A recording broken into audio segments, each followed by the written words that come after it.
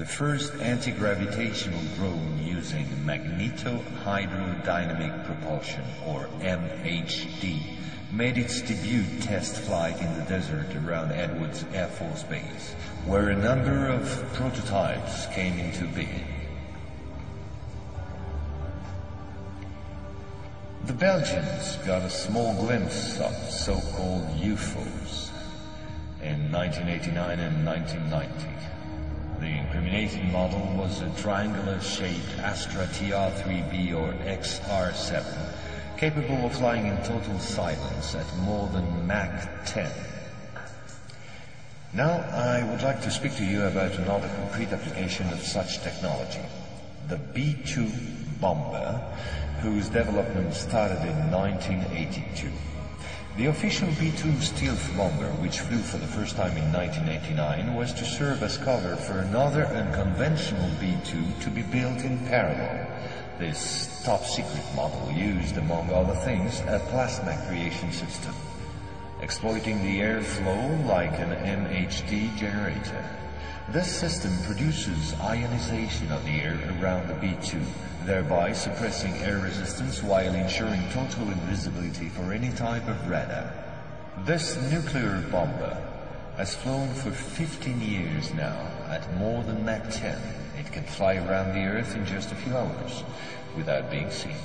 Naturally, such military research was to give rise to many commercial spin-offs. Over the last 10 years, we've seen the appearance of dozens of non-lethal armaments like E-bombs or electromagnetic bombs, as well as, of course, microwave weapons and powerful lasers. The U.S. Department of Defense, through the multinational Raytheon, decided to invest a gigantic amount of money in an experimental program called HARP, or High Frequency Activate Auroral Research Program. And it was quite a program.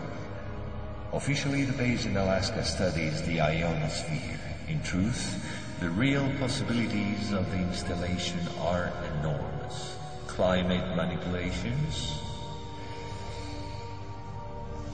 deep detection of underground base or deposits, silent and remote destruction of any object, and most important of all, manipulation of human behavior. If this account seems somewhat long despite my efforts to simplify, it was absolutely necessary to get to the subject I mentioned previously. Our research group is convinced that UFOs constructed by the Americans or Russians will be used to support an hoax attack on the Earth of extraterrestrial origin. The media taking care of the rest, of course. The reason? Once the threat of international terrorism has dissipated, the war economies of the major powers, with the United States at the head of the pack, will need a new enemy in order to still prosper. War on Earth will be replaced by space war against an enemy from beyond. So then, gentlemen, I thank you.